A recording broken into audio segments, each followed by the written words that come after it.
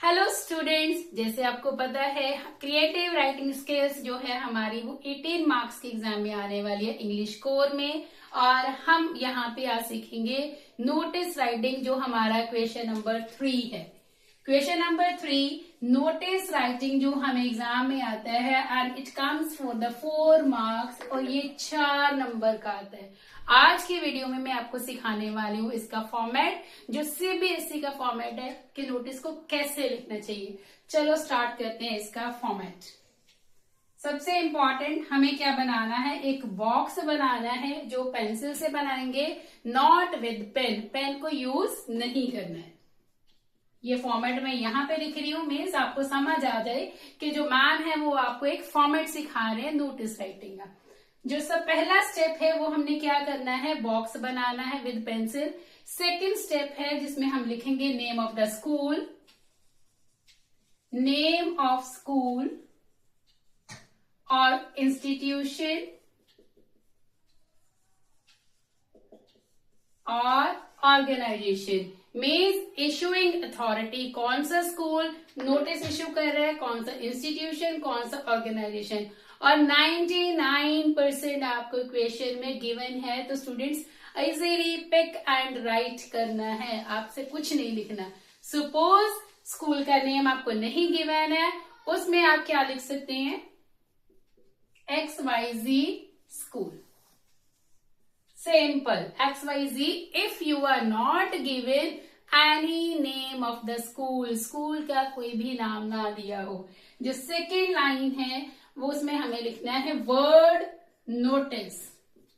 जो word notice है वो हमें बोल्ड लेटर्स में लिखना है, एज मैं आपको बता रही हूँ लिख के यहाँ फॉर्मेट में। जो थर्ड लाइन है, left hand side of your answer sheet, आपने आंसर शीट की लेफ्ट हैंड साइड में डेट लिखनी है, the date of the day when you are writing a notice. उस दिन की डेट जिस दिन आप नोटिस लिख रहे हैं, मीन्स जिस दिन आपका एग्जाम है उसी दिन की ही डेट लिखनी है। और डेट लिखने के लिए लाइक फेब्रुअरी है, फेब्रुअरी 2026, इस तरह से डेट लिखनी है। देन नेक्स्ट लाइन में हमें लिखना है सब्जेक्ट। सब्जेक्ट हमें क्या लिखना है, that for what we are writing a notice, हम किस पर्पस के लिए लिख रहे हैं नोटिस। और ये जो लाइन है हमें कहाँ से मिलती है, क्वेश्चन में ही मिल जाती है। तो बहुत सिंपल है, पिक एंड राइट करना है। Then we come towards the body of the notice. यहाँ पे क्या आती है, body of the notice. Body, अब सबसे इंपॉर्टेंट पार्ट है इसका बॉडी कंटेंट कैसा होना चाहिए। तो कंटेंट में बच्चों हमें क्या क्या कवर करना है, W's कवर करने हैं, what is going to happen, हमें ये इंफॉर्मेशन देनी है क्या होने जा रहा है, when it is going to happen, ये कब होगा, whom, for whom it is going to happen, कौन से बच्चे हैं, किन लोगों के लिए ये फंक्शन है या कोई मीटिंग ऑर्गेनाइज की जा रही है, और where it is going to happen, और ये जो एक्टिविटी है या पर्टिकुलर कोई फंक्शन है या कुछ भी जिसके लिए हम लिख रहे हैं, कोई फंक्शन है, कोई स्पोर्ट्स मीट है, वो कहाँ पे होने वाली है। This is very very important part of the notice writing. Now closing, closing में first, second and third. First line जो है क्लोजिंग में, left hand side signatures, signature of the person who is issuing you a notice, जिस person ने आपको notice issue किया उसके signatures. Second में full name of the concern authority, उसी अथॉरिटी का फुल नेम। और third line, that is a designation of a person. Designation means वो जो अथॉरिटी है उनकी पोस्ट क्या है। अगर हम स्कूल से इशू कर रहे हैं, प्रिंसिपल ने इशू किया है, कोऑर्डिनेटर ने किया है। अगर हम कोई अपनी कॉलोनी के लिए या हम अपनी सोसाइटी के लिए इशू कर रहे हैं नोटिस, तो वो कौन है, सोसाइटी सेक्रेटरी है, चेयरमैन है, जो भी आपको क्वेश्चन में गिवन होगा। So this is very important.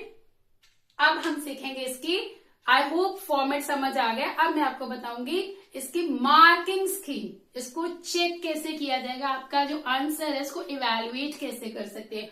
और ये ऐसा क्वेश्चन है जिसमें आप 4 के 4 मार्क्स स्कोर कर सकते हैं। मार्किंग स्कीम 1 + 2 + 1, जो पहला एक नंबर आपको मिलेगा वो एक एक्यूरेट फॉर्मेट होने का मिलेगा।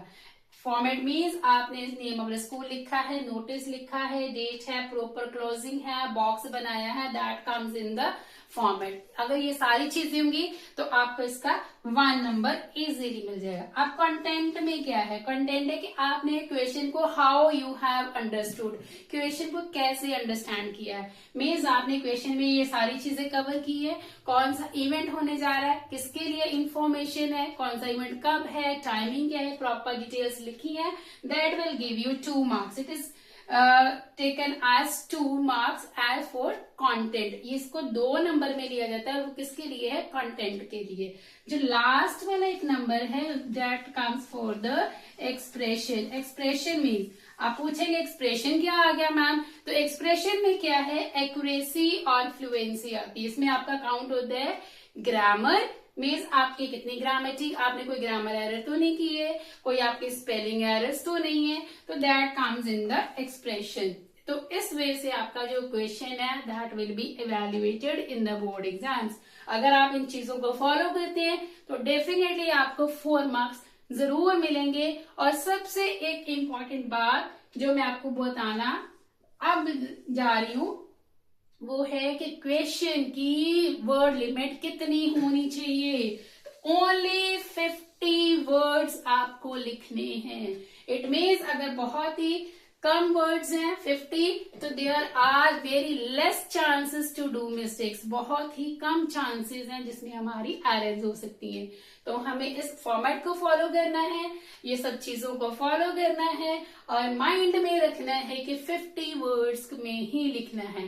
तो डेफिनेटली नेक्स्ट वीडियो में हम एग्जाम्पल के साथ मिलेंगे। Till then bye bye.